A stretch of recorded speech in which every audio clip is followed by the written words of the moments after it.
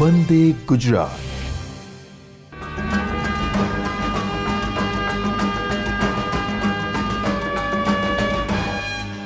કેમ છો વિદ્યાર્થી મિત્રો? આપણે હોમ લર્નિંગ કાર્યક્રમ અંતર્ગત અભ્યાસ કરી રહ્યા છીએ. આજે આપણે ધોરણ 12 કોમર્સની અંદર આંકડાશાસ્ત્ર વિષયમાં પ્રકરણ 3 સુરેખ નિયત સંબંધના જે થિયરીના પ્રશ્નો છે એના વિશેની આપણે આજે ચર્ચા કરીશું અને એ થિયરીના દરેક ટોપિક વિશે આપણે સમજણ પ્રાપ્ત કરીશું. સૌપ્રથમ આપણે પહેલાં જોઈએ નિયત સંબંધ રેખાનું અન્વયોજન. એટલે કે નિયત સંબંધ રેખા અન્વયોજન કોને કહેવાય છે એ આપણે જોઈએ છીએ થિયરીની અંદર. પહેલો પ્રશ્ન તો જુઓ, બે સંબંધિત ચલોની વિકર્ણ આકૃતિમાં જો બધા બિંદુઓ કોઈ રેખાની આસપાસ જ હોય તો આપણે કહી શકીએ કે ચલો વચ્ચે સુરેખ નિયત સંબંધ છે. એટલે કે આપણે કોઈ વિકર્ણ આકૃતિ દોરેલી હોય અને એ વિકર્ણ આકૃતિની અંદર બધા જ જે બિંદુઓ છે એ રેખાની આસપાસ જ હોય તો આપણે કહી શકીએ કે બંને ચલો વચ્ચે સુરેખ નિયત સંબંધ છે. બે ચલો વચ્ચેનો સંબંધ દર્શાવતી આવી રેખા મેળવવાની પદ્ધતિ નિયત સંબંધ રેખાનું અન્વયોજન કહે છે. એટલે કે જે બે ચલો આપણે લીધેલા છે એ બંને ચલો વચ્ચેનો સંબંધ દર્શાવતી આવી રેખા મેળવવાની જે પદ્ધતિ છે એ પદ્ધતિને આપણે નિયત સંબંધ રેખાનું અન્વયોજન કહે છે. હવે આ નિયત સંબંધ રેખાના અન્વયોજન માટે કુલ બે રીતો છે. પહેલી રીત વિકર્ણ આકૃતિની રીત અને બીજી રીત ન્યૂનતમ વર્ગોની રીત. પ્રથમ રીત છે વિકર્ણ આકૃતિની રીત અને ન્યૂનતમ વર્ગોની રીત. તમને પરીક્ષામાં ટૂંકા પ્રશ્નોમાં પણ પૂછી શકે છે કે નિયત સંબંધ રેખાના અન્વયોજન માટેની રીતો જણાવો. તો આપણે બે રીતો લખીશું, પહેલી વિકર્ણ આકૃતિની રીત અને ન્યૂનતમ વર્ગોની રીત. હવે આપણે આ બંને પદ્ધતિઓ જે આપણને રીતો છે એ બંને રીતો વિશે અભ્યાસ કરીએ. પહેલી રીત આપણે લઈએ છીએ વિકર્ણ આકૃતિની રીત. તો ધારો કે સંબંધિત ચલ x અને yના અવલોકનોની n ક્રમિત જોડ, આપણે અહીંયા ક્રમિત જોડ લઈ લઈએ છીએ, x1 y1 x2 y2 up to xn અને yn સુધી છે. તે પરથી આપણે વિકર્ણ આકૃતિ દોરવામાં આવે તો આકૃતિના લગભગ બધા જ બિંદુઓની શક્ય તેટલી નજીકથી પસાર થાય તેવી એક રેખા દોરવામાં આવે છે. એટલે કે આકૃતિની અંદર જેટલા પણ બિંદુઓ દર્શાવેલા છે ચલ એક્સના અને ચલ વાયના, એ બધા જ બિંદુઓની શક્ય તેટલી નજીકથી રેખા પસાર કરવામાં આવે, દોરવામાં આવે. જો y સાપેક્ષ ચલ અને x નિરપેક્ષ ચલ હોય તો આવી રેખાને yની x પરની નિયત સંબંધ રેખા કહેવાય છે. y કેવો ચલ હોય? સાપેક્ષ ચલ. અને x નિરપેક્ષ ચલ હોય. બીજા અર્થમાં કહીએ તો સાપેક્ષ ચલ એટલે કે આધારિત ચલ પણ આપણે કહી શકીએ છીએ, અને નિરપેક્ષ ચલ એટલે સ્વતંત્ર ચલ પણ આપણે એને કહી શકીએ છીએ. તો આવી રેખાને yની x પરની નિયત સંબંધ રેખા કહેવાય છે. અને તે પરથી નિરપેક્ષ ચલ xની આપેલી કિંમત પરથી તેને અનુરૂપ સાપેક્ષ ચલ yની અનુમાનિત કિંમત મેળવી શકાય છે. એટલે કે આપણને xની કોઈ એક કિંમત આપેલી હોય, નિરપેક્ષ ચલ xની, તો એના પરથી આપણે આ પદ્ધતિનો ઉપયોગ કરીને, આ રીતનો ઉપયોગ કરીને સાપેક્ષ ચલ yની અનુમાનિત એટલે કે અંદાજિત કિંમત મેળવી શકીએ છીએ. આ પ્રકારની રેખા દોરવા માટે કોઈ ગણતરીની જરૂર પડતી નથી. ફક્ત તમારે આકૃતિની અંદર ચલ x અને yના જે મૂલ્યો આપેલા હોય એના આધારે આકૃતિ દોરવાની હોય છે, એટલે કે કોઈ ગણતરીની આમાં જરૂર પડતી નથી. તેથી નિયત સંબંધ રેખાના અન્વયાયોજનની આ સરળ અને ઝડપી રીત છે. કોઈ ગણતરીની જરૂર પડતી નથી, માટે આ જે રીત છે એના આધારે જે આપણને નિયત સંબંધ રેખા આપણે બનાવીએ છીએ તો એ એકદમ સરળ અને ઝડપી રીત છે. ઝડપથી આપણે કિંમત જાણી શકીએ છીએ. પરંતુ આમ કરવામાં એક સમસ્યા ઉદ્ભવે છે. જુદી જુદી વ્યક્તિઓ જુદી જુદી રેખા દોરી શકે અને તેથી નિરપેક્ષ ચલ એક્સની એક જ કિંમત વિશે જુદા જુદા અનુમાનો મેળવી શકે છે. એટલે જે પણ આકૃતિની અંદર આપણે બિંદુઓ દર્શાવેલા છે એ બિંદુઓની નજીકથી લગભગ શક્ય હોય એટલી નજીકથી આપણે પસાર કરી શકવાની છે રેખા. પરંતુ ઘણીવાર એવું બને કે જુદી જુદી વ્યક્તિઓ હોય એ જુદી જુદા દ્રષ્ટિકોણથી જોતા હોય અને જુદી જુદી રેખા દોરતા હોય છે. તેના કારણે શું થાય છે કે જે નિરપેક્ષ ચલ એક્સની એક જ કિંમત માટે જુદી જુદી કિંમતો એટલે કે અનુમાનો આપણને પ્રાપ્ત થતા હોય છે. આકૃતિમાં આપણે જરા માહિતી મેળવીએ.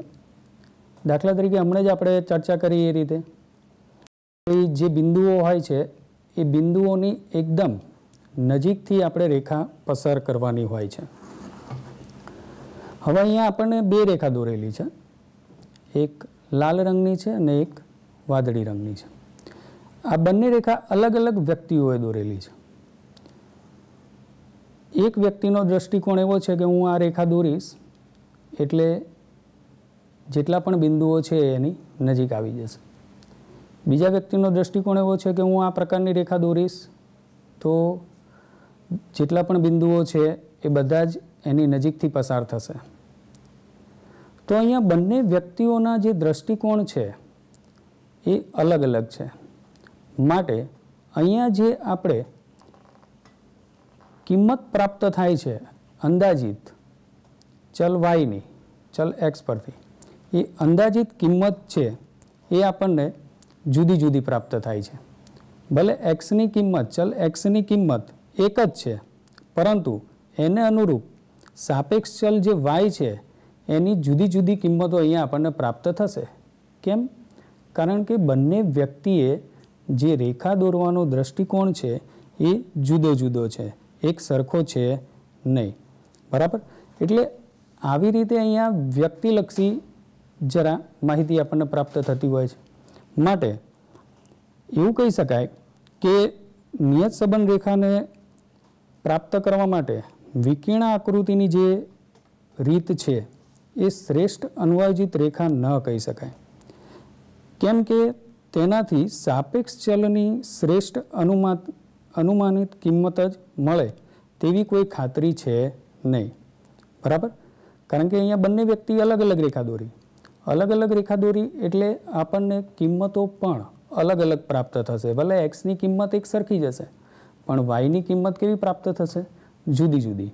માટે આપણે આને શ્રેષ્ઠ અન્વયોજિત રેખા કહી શકતા નથી. બરાબર? એટલે આપણે બીજી એક પદ્ધતિ છે ન્યૂનતમ વર્ગોની રીત, એના આધારે વધુ ઉપયોગ કરીએ છીએ. ન્યૂનતમ વર્ગની રીતનો આપણે વધુ ઉપયોગ કરીએ છીએ. હવે આપણે ન્યૂનતમ વર્ગોની રીત વિશે સમજીએ. ન્યૂનતમ વર્ગોની રીતથી ચલ વાયની ચલ એક્સ પરની નિયત સંબંધ રેખાનું શ્રેષ્ઠ અન્વયોજન મેળવી શકાય છે. ધારો કે બે સહસંબંધિત ચલો એક્સ જે આપણો નિરપેક્ષ ચલ છે અને વાય એ આપણો સાપેક્ષ ચલ છે ના અવલોકનોની n ક્રમિત જોડ આપણે ધારી લઈએ છીએ. x1 y1, x2 y2, x3 y3 up two xn yn મેળવેલી છે. હવે અહીંયા એક આકૃતિ આપણે દોરેલી છે. એ આકૃતિની અંદર આપણે x1 y1, x2 y2, x3 y3 up two xn yn સુધી અહીંયા બધા બિંદુઓ દર્શાવેલા છે. આ બિંદુઓની નજીકથી એક રેખા આપણે પસાર કરેલી છે. જો x અને y વચ્ચેના સુરેખ નિયત સંબંધને દર્શાવતી શ્રેષ્ઠ રેખાનું સમીકરણ કેફ ઓફ y બરાબર a પ્લસ bx હોય તો આ રેખાના અચળાંકો a અને b ન્યૂનતમ વર્ગોની રીતથી નીચે મુજબ મેળવી શકાય છે. ધારો કે ચલ x ની x1, x2, x3 up to xn કિંમતોને અનુરૂપ ચલ y ની રેખા પરથી મેળવેલ અનુમાનિત કિંમતો cap of y1, cap of y2, cap of y3 up to cap of yn છે અને ચલ y ની અવલોકિત કિંમતો y1, y2, y3 અને અપ ટુ yn છે. હવે x ની કોઈ કિંમત x બરાબર x1 ને અનુરૂપ y ની અનુમાનિત કિંમત કેપ ઓફ y બરાબર a plus bx1 cap of y બરાબર a પ્લસ bx1 થાય. હવે અન્વાયોજિત રેખા કેપ ઓફ y બરાબર a પ્લસ bxના અચળાંકો a અને b ની કિંમતો એવી રીતે મેળવવામાં આવે છે કે જેથી ત્રુટી e બરાબર, ત્રુટી એટલે કે ખામી, જેને આપણે અંગ્રેજીમાં એરર કહીએ છીએ, એનું સૂત્ર છે y minus cap of y ઓના વર્ગોના સરવાળો ઓછામાં ઓછો એટલે કે ન્યૂનતમ થાય, અર્થાત સિગ્મા ઈ સ્ક્વેર બરાબર સિગ્મા કૌંસમાં y માઇનસ કેપ ઓફ yનો હોલ સ્ક્વેર બરાબર સિગ્મા કૌંસમાં y minus a minus bx square ન્યૂનતમ થાય. એટલે કે ન્યૂનતમ વર્ગોની રીતની અંદર a અને b ની અચળાંકોની કિંમતો એવી રીતે મેળવવામાં આવે છે કે એના આધારે આપણને જે પણ અંદાજિત કિંમત yની પ્રાપ્ત થવાની છે એમાં જે ખામી છે, ત્રુટી છે, એટલે કે તફાવત છે બંનેનો, એ સૌથી ઓછામાં ઓછો આવે એવો પ્રયત્ન કરવામાં આવે છે. બરાબર. આકૃતિની અંદર આપણે જોઈ શકીએ છીએ કે અહીંયા તમને x1 અને એ x1ના આધારે કેપ ઓફ y1 ની જે કિંમત મળી છે અને અહીંયા આપણું અવલોકન x1 અને y1 છે. આ બંને વચ્ચેનો જે તફાવત અહીંયા દર્શાવવામાં આવી રહ્યો છે એ શું દર્શાવે છે? ત્રુટી દર્શાવે છે, જેને આપણે E1 તરીકે નામ આપેલું છે. એ જ રીતે અહીંયા આપણે જોઈએ કે અહીંયા x2, y2, એ જ રીતે અહીંયા x2ની કિંમતના આધારે આપણને કેપ ઓફ y2ની કિંમત મળી છે. તો આ જે બિંદુ વચ્ચેનો અહીંયા તફાવત છે એ આપણને E2 એટલે કે ત્રુટી, એટલે કે અહીંયા ન્યૂનતમ વર્ગની અંદર શક્ય બને એટલું ઓછામાં ઓછો તફાવત આવે, એટલે કે ત્રુટી E આવે એવો પ્રયત્ન કરવામાં આવે છે. બરાબર. આ રીતે મેળવેલી જે રેખા કેપ ઓફ y બરાબર a પ્લસ bx વિકર્ણ આકૃતિના બધા જ બિંદુઓની શક્ય તેટલી નજીકથી પસાર થતી રેખા છે. નિયત સંબંધ રેખા મેળવતી વખતે ત્રુટીઓના વર્ગોનો સરવાળો ન્યૂનતમ કરવામાં આવે, તેથી આ રીતને ન્યૂનતમ વર્ગોની રીત કહે છે. એટલે કે આ રીતની અંદર જે આપણે રેખા મેળવી છે કેપ ઓફ y બરાબર a પ્લસ bx, તો એની અંદર વિકર્ણ આકૃતિના બધા જ બિંદુઓની શક્ય તેટલી નજીકથી પસાર કરવામાં આવે છે રેખા. અને જે પણ નિયત સંબંધ રેખા આપણે મેળવીએ છીએ એમાં ત્રુટીઓના વર્ગોનો સરવાળો ન્યૂનતમ કરવામાં આવે છે, એટલે કે બને એટલો ઓછામાં ઓછો કરવામાં આવે છે. તેથી આ રીતને ન્યૂનતમ વર્ગોની રીત કહેવામાં આવે છે. બરાબર. ન્યૂનતમ વર્ગોની રીત દ્વારા જે બીની કિંમત મળે છે તેને વાયની એક્સ પરની નિયત સંબંધ રેખાનો નિયત સંબંધાંક આપણે કહીએ છીએ. જે અહીંયા આપણે આ રેખાની અંદર બીની કિંમત મૂકીએ છીએ તેને આપણે વાયની એક્સ પરની રેખાનો નિયત સંબંધ આંક કહેવામાં આવે છે, જેને આપણે નિયત સંબંધ રેખાના ઢાળ તરીકે પણ ઓળખી શકીએ છીએ આ બીને. એ જ રીતે અચળાંક એ તેને નિયત સંબંધ રેખાનો અંતખંડ કહેવામાં આવે છે. બરાબર. એટલે એ અને બીની કિંમતો જે શોધવામાં આવે છે એ કિંમતો એવી શોધવામાં આવે છે કે જેથી આપણને જે અંદાજિત કિંમત પ્રાપ્ત થાય છે એ અંદાજિત કિંમત આપણને સૌથી નજીકની કિંમત પ્રાપ્ત થાય અને એના આધારે આપણે જે પણ નિર્ણયો લેવા હોય એ નિર્ણયો લઈ શકીએ છીએ. બરાબર. હવે આપણે જોઈએ નિયત સંબંધની ઉપયોગિતા સમજાવો. નિયત સંબંધની ઉપયોગિતા સમજાવો. તો નિયત સંબંધની કેટલીક ઉપયોગિતાઓ નીચે મુજબ છે. પહેલું, નિયત સંબંધની મદદથી બે સંબંધિત ચલો વચ્ચેનો વિધેયાત્મક સંબંધ જાણી શકાય છે. એટલે જે આપણા નિરપેક્ષ ચલ છે એક્સ અને જે સાપેક્ષ ચલ છે વાય, એ બંને ચલો વચ્ચે વિધેયાત્મક સંબંધ આપણે જાણી શકીએ, એટલે કે હકારાત્મક સંબંધ આપણે જાણી શકીએ છીએ. બરાબર. સેકન્ડ પોઈન્ટ, નિયત સંબંધની મદદથી નિરપેક્ષ ચલ એક્સની જ્ઞાત કિંમત પરથી સાપેક્ષ ચલ વાયની અજ્ઞાત કિંમતનું અનુમાન મેળવી શકાય છે. એટલે કે આપણી જે નિયત સંબંધ રેખા છે કેપ ઓફ વાય બરાબર a પ્લસ bx, એમાં આપણે એક્સની કોઈ જ્ઞાત કિંમત મૂકીએ તો એના આધારે સાપેક્ષ ચલ વાયની અજ્ઞાત કિંમતનું અનુમાન મેળવી શકીએ છીએ.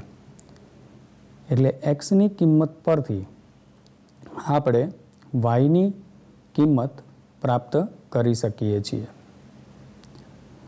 નિયત સંબંધની મદદથી નિરપેક્ષ ચલ એક્સની કિંમતમાં થતા એકમ ફેરફારથી સાપેક્ષ ચલ વાયમાં થતો અંદાજિત ફેરફાર પણ જાણી શકાય છે.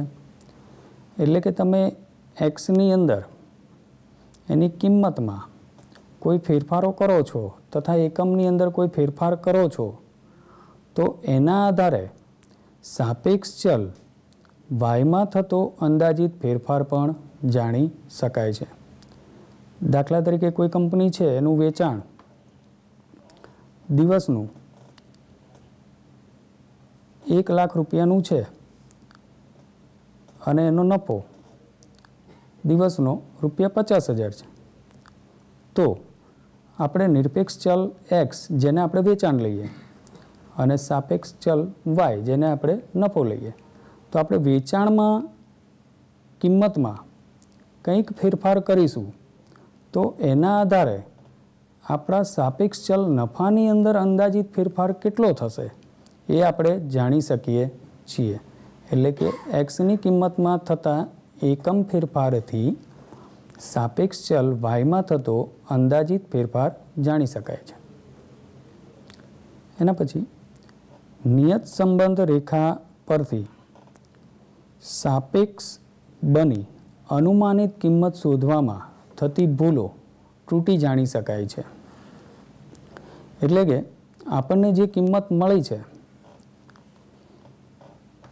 એ કિંમતોના આધારે એમાં કોઈ પણ પ્રકારની ભૂલો અથવા જેને આપણે ત્રુટી કહીએ છીએ, જેને આપણે ઈ વડે દર્શાવીએ છીએ, આગળ આપણે એનો અભ્યાસ કર્યો, એ આપણે એને જાણી શકીએ છીએ.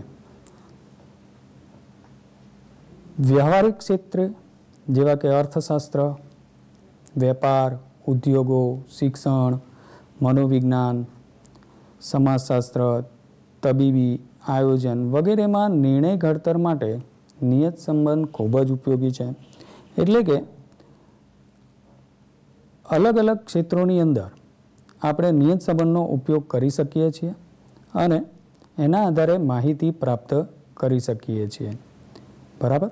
એટલે કે મોટાભાગે આપણી આસપાસ જેટલા પણ ક્ષેત્રો જોડાયેલા છે એ દરેક ક્ષેત્રોની અંદર નિયત સંબંધના માધ્યમથી આપણે જે પણ માહિતી હોય એ પ્રાપ્ત કરી શકીએ છીએ.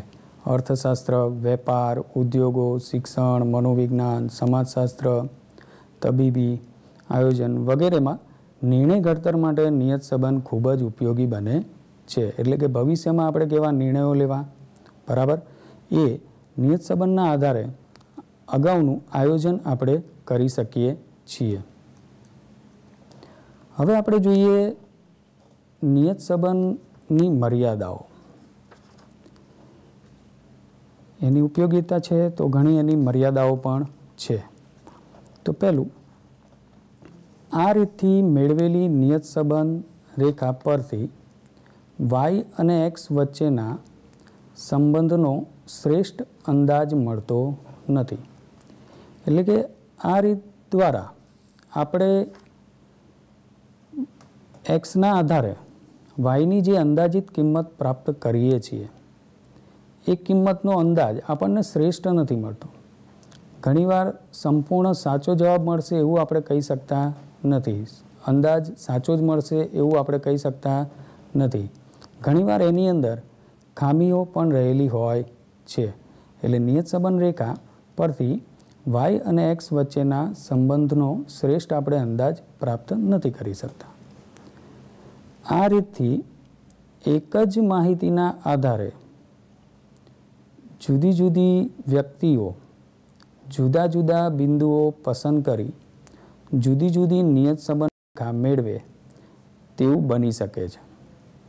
પરિણામે તેના ઉપયોગથી મેળવેલા તારણો પણ જુદા જુદા આવે છે. અગાઉ આપણે વિકર્ણ આકૃતિની રીતમાં આ જોયું કે જ્યારે આપણે કોઈ આકૃતિની અંદર રેખા દોરીએ છીએ ત્યારે એ રેખા મોટાભાગે આપણે બિંદુઓની નજીકથી પસાર થાય એવો પ્રયત્ન કરતા હોઈએ છીએ. પરંતુ આની અંદર ઘણીવાર વ્યક્તિઓની વિચારશક્તિ જુદી હોય છે. માટે ઘણીવાર એમનો જોવાનો દ્રષ્ટિકોણ જુદો હોય છે.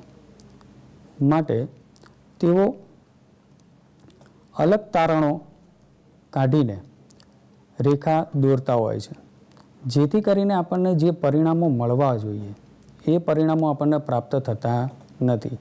એટલે કે બિંદુઓની નજીકથી પસાર કરેલી જે રેખા છે એમાં વ્યક્તિ પોતાની વિચારશક્તિના આધારે જુદી જુદી દ્રષ્ટિકોણથી જોતા હોય છે.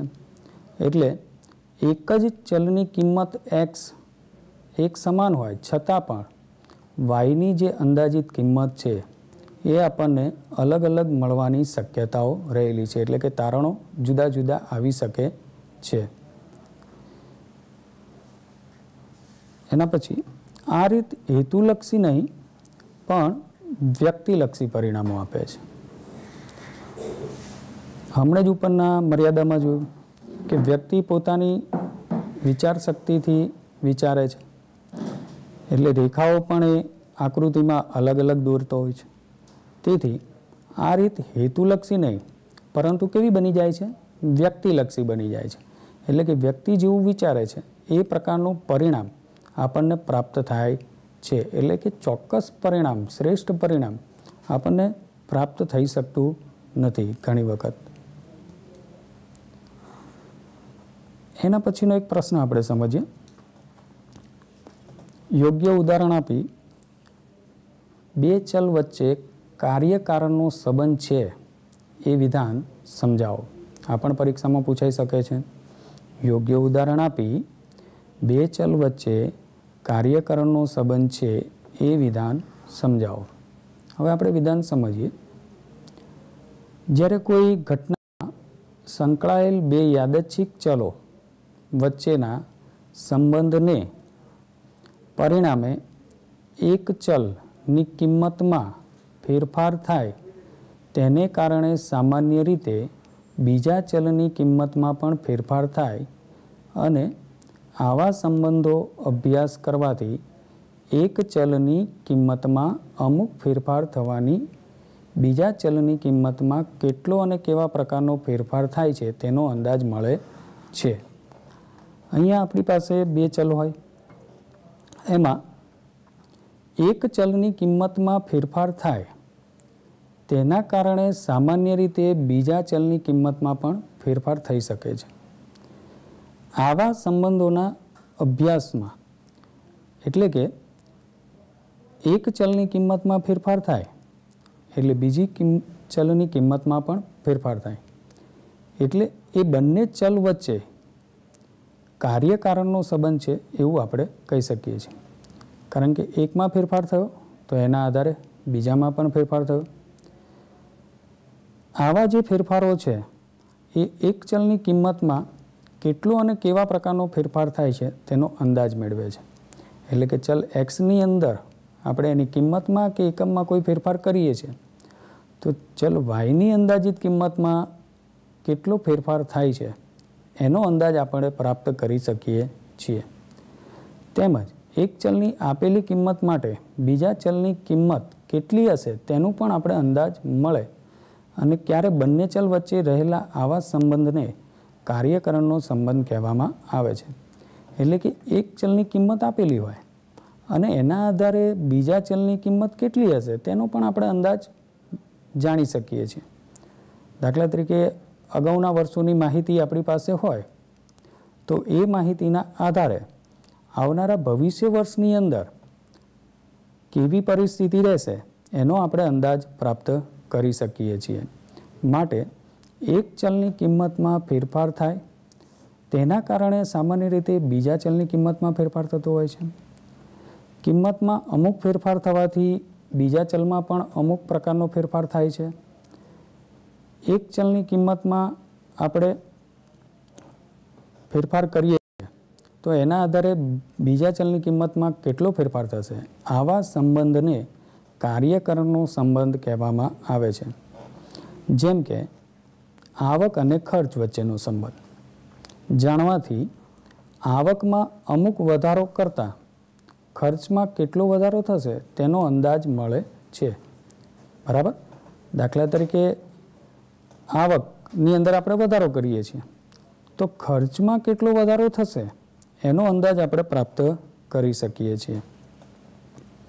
તે ઉપરાંત અમુક નિયત આવક હોય તો ખર્ચ કેટલો થશે તેનો પણ આપણે અંદાજ મળે છે.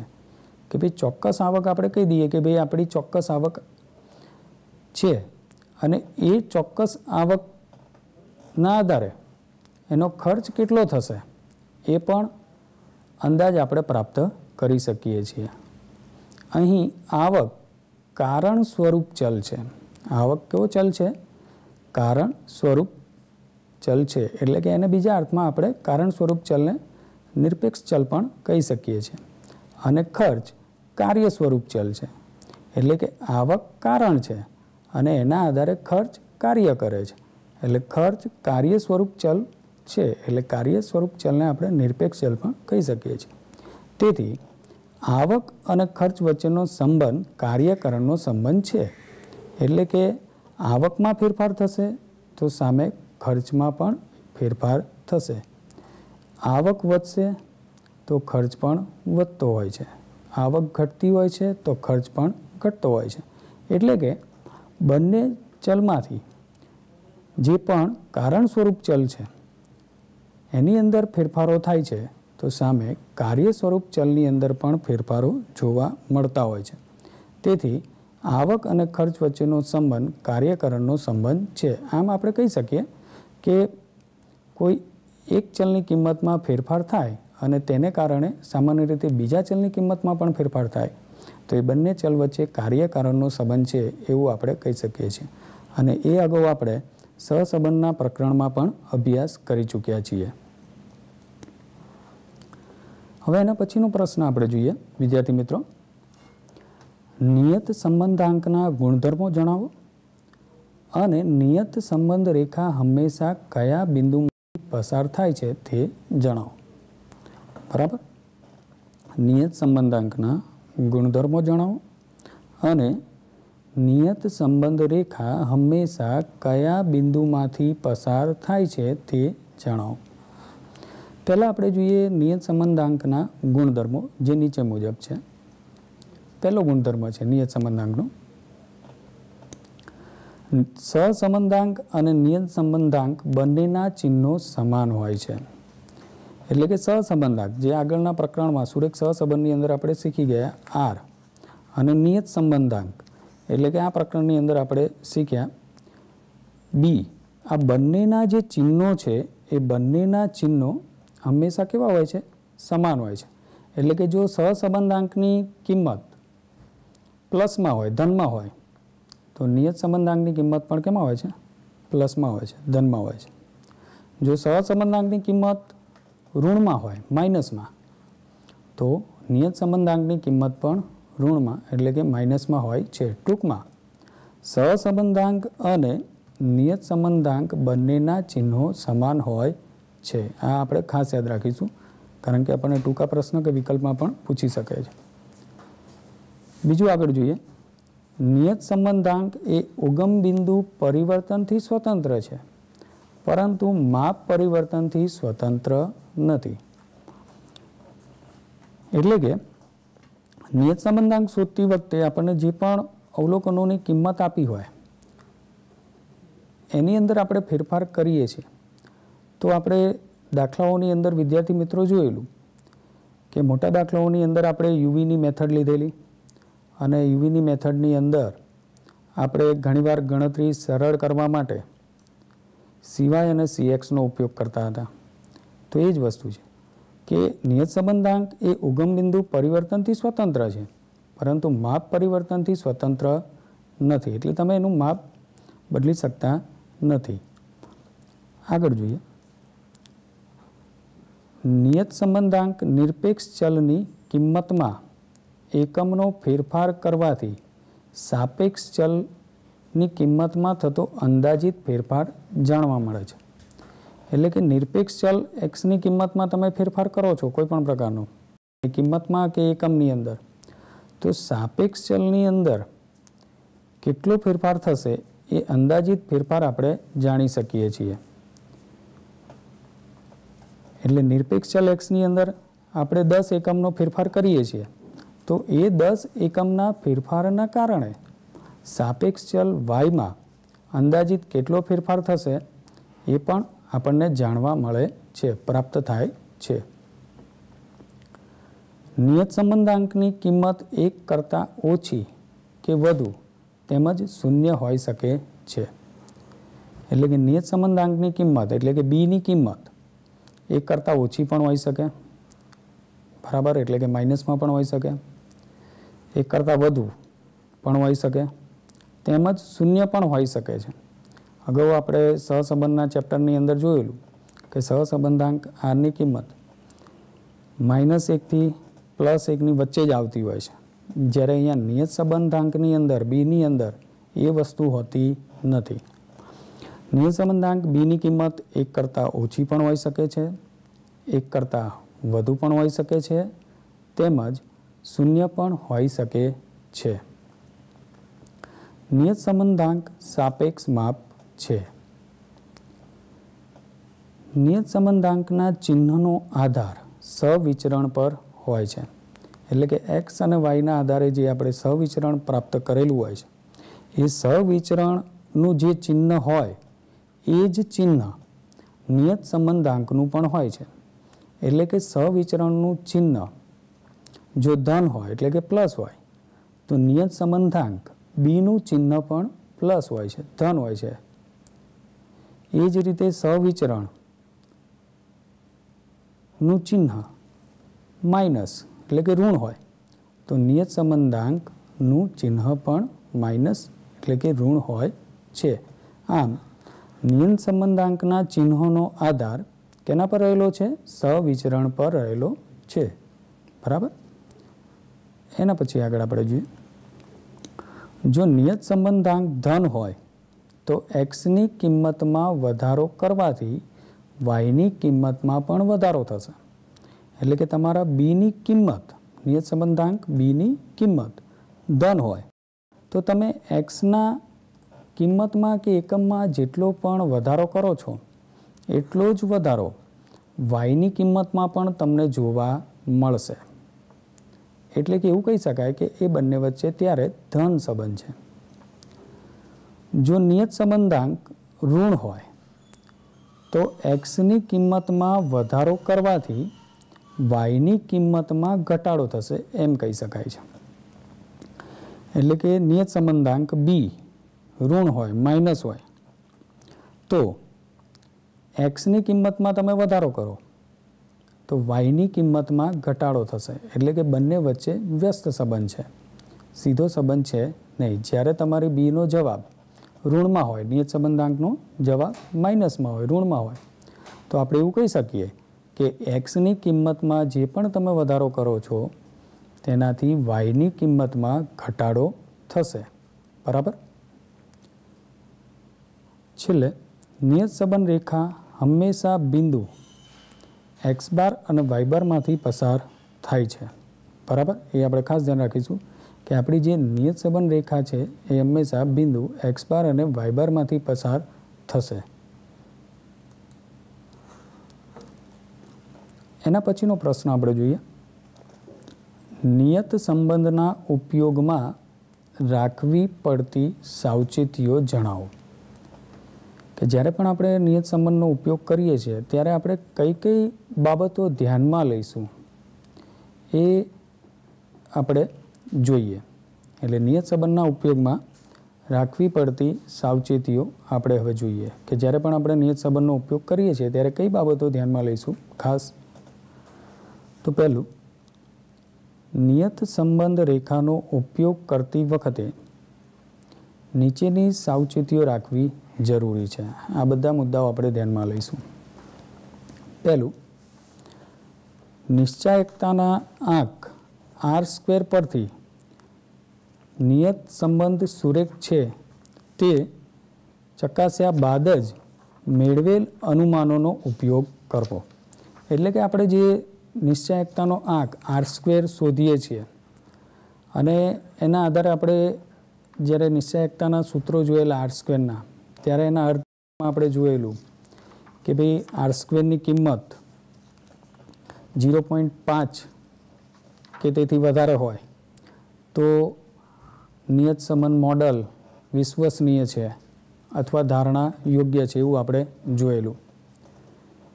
એ જ રીતે R² કિંમત 0.5 કરતાં કેવી હોય? ઓછી હોય તો નિયત સંબંધ મોડેલ વિશ્વસનીય નથી અથવા તો ધારણા યોગ્ય નથી એવું આપણે જોયેલું.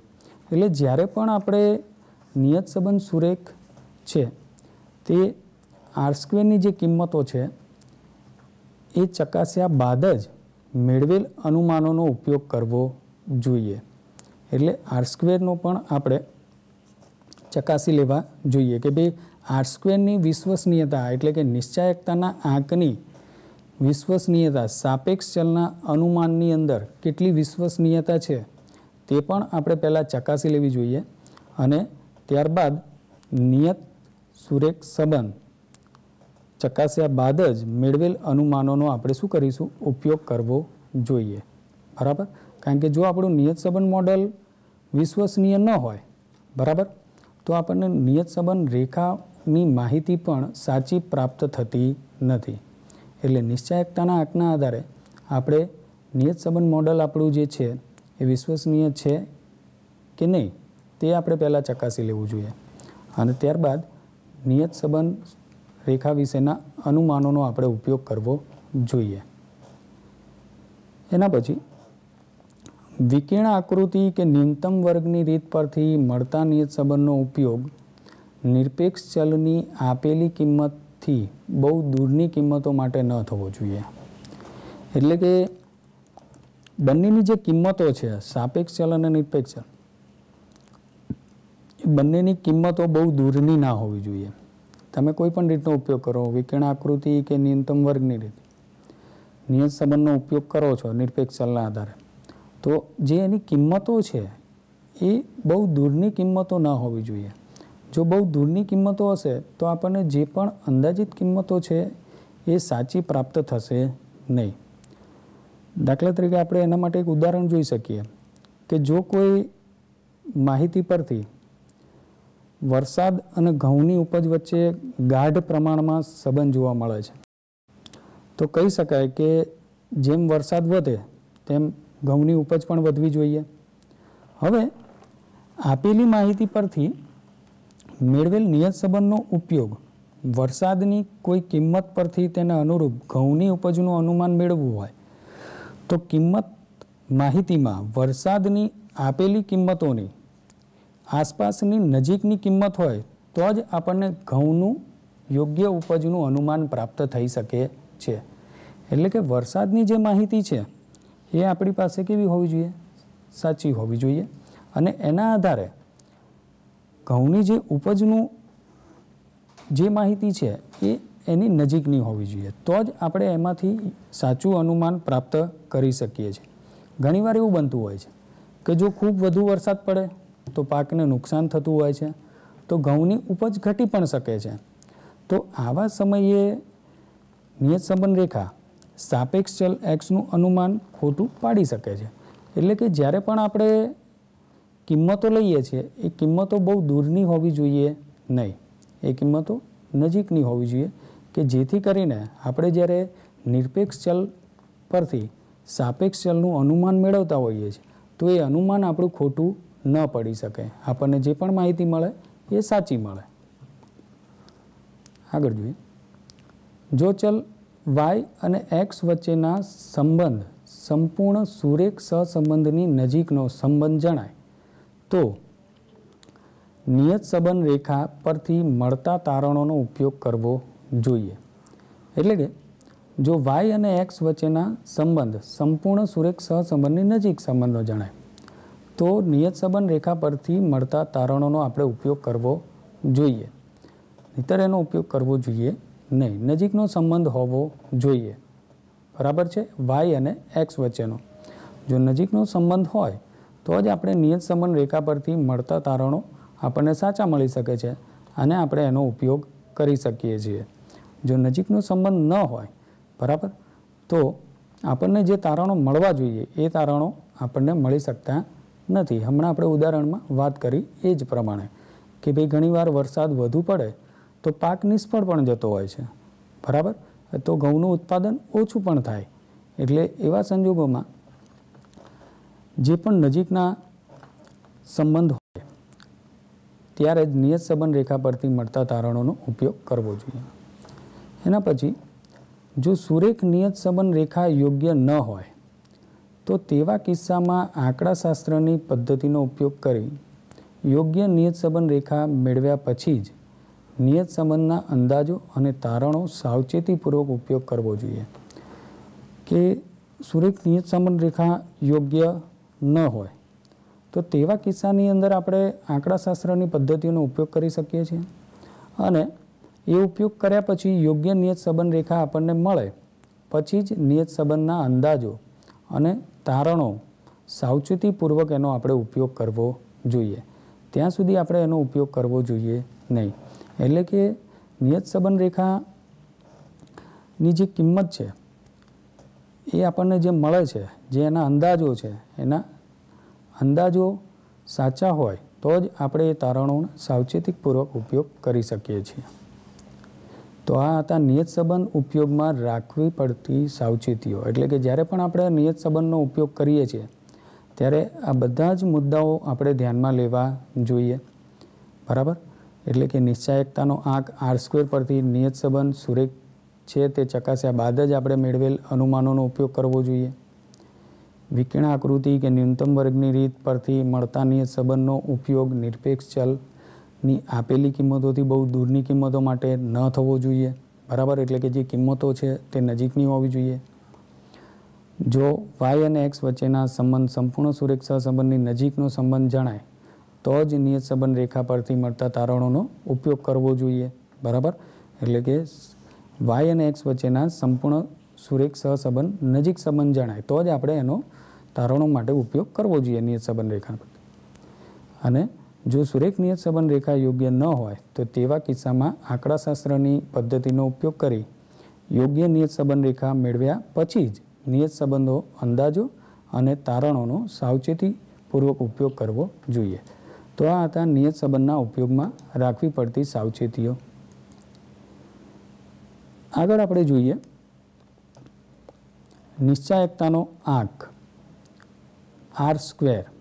બરાબર. એટલે હવે આપણે નિશ્ચાયકતાનો આંક R² વિશેની સમજણ પ્રાપ્ત કરીએ. બરાબર. જે અગાઉ આપણે એના દાખલાઓ તો જોયા, એ સિવાય અત્યારે આપણે થિયરીમાં પણ થોડુંક સમજીએ. ધારો કે વાયની એક્સ પરની નિયત સંબંધ રેખા cap of y a plus bx છે. તો સાપેક્ષ ચલ વાયની અવલોકિત કિંમત વાય અને તેને અનુરૂપ નિયત સંબંધ રેખા પરથી મેળવેલી તેની અનુમાનિત કિંમતો કેપ ઓફ વાય વચ્ચેના સહસંબંધાંકના વર્ગને નિશ્ચાયકતાનો આંક કહે છે.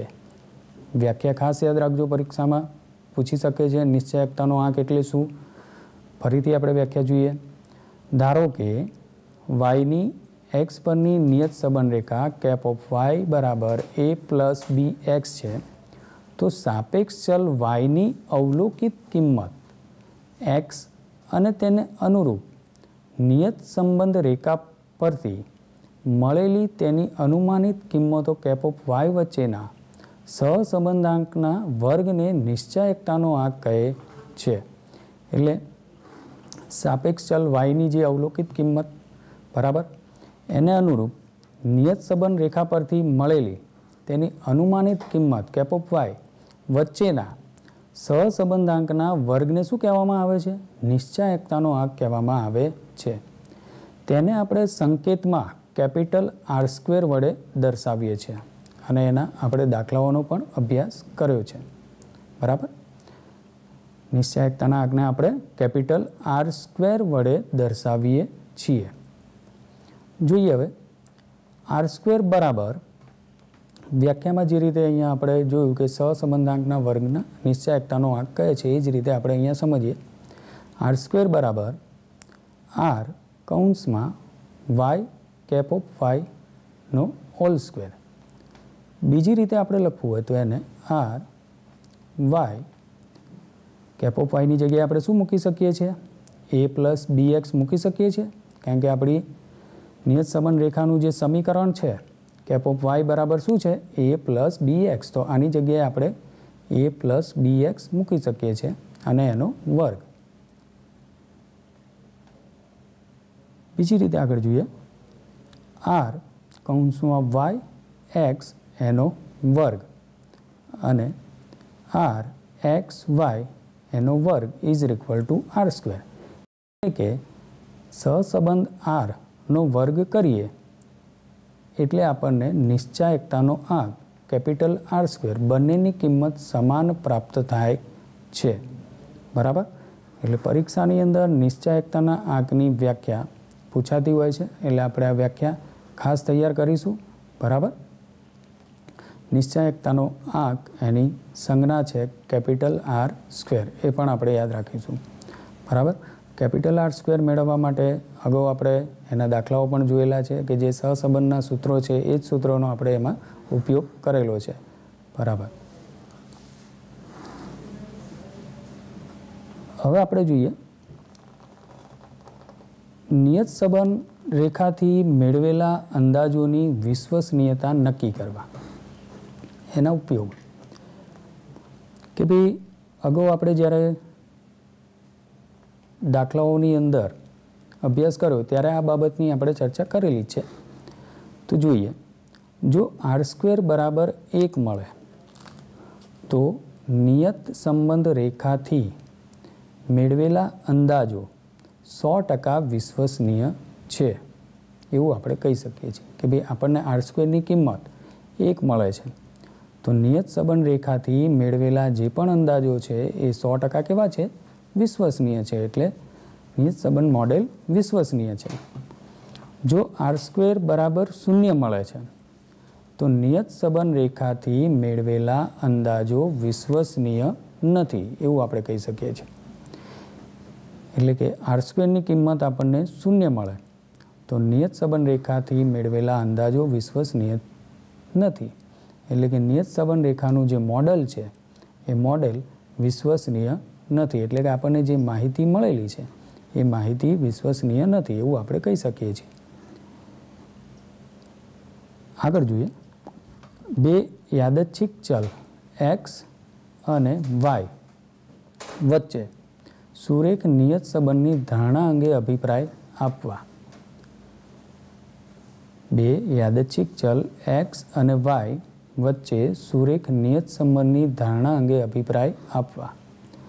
જો આપણે જે r² શોધીએ છીએ એની જે ધારણા છે એ ધારણા યોગ્ય છે કે યોગ્ય નથી એ આપણને કઈ રીતે ખ્યાલ આવે, તો એ જોઈએ. એનો અભિપ્રાય આપણે કેવી રીતે આપીશું, તો કે જો r² કિંમત 1ની નજીક એટલે કે 0.5 <= r²<=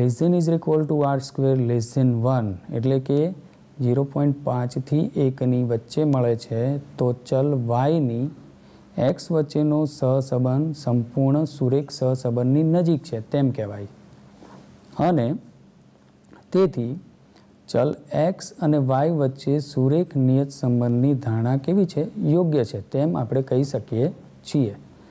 બીજા અર્થમાં કેવું હતું એવું પણ કહી શકાય કે સુરેખ નિયત સંબંધ મોડેલ વધુ વિશ્વસનીય છે. ક્યારે, તો કે જ્યારે r² કિંમત 0.5 થી 1ની વચ્ચે આપણને પ્રાપ્ત થાય છે, ત્યારે ચલ y ની x વચ્ચેનો સહસંબંધ સંપૂર્ણ સુરેખ સહસંબંધથી નજીક હોય છે, માટે ચલ x અને y વચ્ચે સુરેખ નિયત સંબંધની ધારણા યોગ્ય છે એવું આપણે કહી શકીએ છીએ. એટલે કે તમને જે પણ નિયત સંબંધનું મોડેલ આપેલું છે એ વિશ્વસનીય છે તેમ પણ આપણે કહી શકીએ છીએ. આગળ જોઈએ, જો r² કિંમત 0ની નજીક એટલે કે 0 <= r²<= 0.5 મળે, એટલે કે 0 થી 5ની વચ્ચે મળે, તો ચલ y અને x વચ્ચેનો સહસંબંધ સુરેખ સહસંબંધથી દૂર છે તેમ કહેવાય. અને તેથી ચલ x અને y વચ્ચે સુરેખ નિયત સંબંધની ધારણા યોગ્ય નથી. એટલે કે જ્યારે આપણે નિશ્ચાયકતાની કિંમત r² કિંમત આપેલ માહિતી પરથી મેળવીએ છીએ અને એ માહિતી પરથી r² કિંમત 0 થી 0.5ની વચ્ચે મળે છે, ત્યારે ચલ y અને x વચ્ચેનો સહસંબંધ સુરેખ સહસંબંધથી દૂર છે એવું આપણે કહી શકીએ છીએ. અને તેથી ચલ x અને y વચ્ચે સુરેખ નિયત સંબંધની ધારણા યોગ્ય નથી, અથવા તો નિયત સંબંધ મોડેલ જે આપણને આપેલું છે એ વિશ્વસનીય નથી તેવું પણ આપણે કહી શકીએ છીએ. બરાબર, એટલે જ્યારે પણ આપણને r² કિંમત 0 થી 0.5ની વચ્ચે મળે છે, તો x અને y વચ્ચે એક નિયત સંબંધની ધારણા યોગ્ય નથી તેમ કહેવાય. અને જ્યારે આપણને r² નિશ્ચાયકતાના આંકની કિંમત 0.5 થી 1ની વચ્ચે મળે છે, તો ચલ x અને y વચ્ચે સુરેખ નિયત સંબંધની ધારણા યોગ્ય છે તેમ કહેવાય છે. એવી જ રીતે જો આપણને r² બરાબર 1 મળે છે, તો નિયત સંબંધ રેખાથી મેળવેલા અંદાજો 100% કેવા છે, વિશ્વસનીય છે. બરાબર, અને જો r² બરાબર 0 મળે છે, તો નિયત સંબંધ રેખાથી મેળવેલા અંદાજો વિશ્વસનીય નથી તેવું આપણે કહી શકીએ છીએ. એટલે જ્યારે પણ આપણે નિશ્ચાયકતાનો આંક r² શોધીએ છીએ ત્યારે આ બાબત આપણે ખાસ ધ્યાનમાં લઈશું. અગાઉ આપણે જ્યારે આના દાખલાઓ પણ અભ્યાસ કર્યો ત્યારે પણ આ બાબત આપણે સમજી હતી અને થિયરી માટે પણ એટલી જ અગત્યની છે. એટલે ખાસ વિદ્યાર્થી મિત્રો આપણે યાદ રાખવાનું કે જ્યારે પણ નિશ્ચાયકતાના આંકનો દાખલો ગણતા હોઈએ અને ત્યાં અર્થઘટન લખવાનું હોય ત્યારે r²ની જે કિંમત મળે છે એ 0.5 થી 1ની વચ્ચે મળે તો ધારણા યોગ્ય છે તેવું આપણે કહીશું.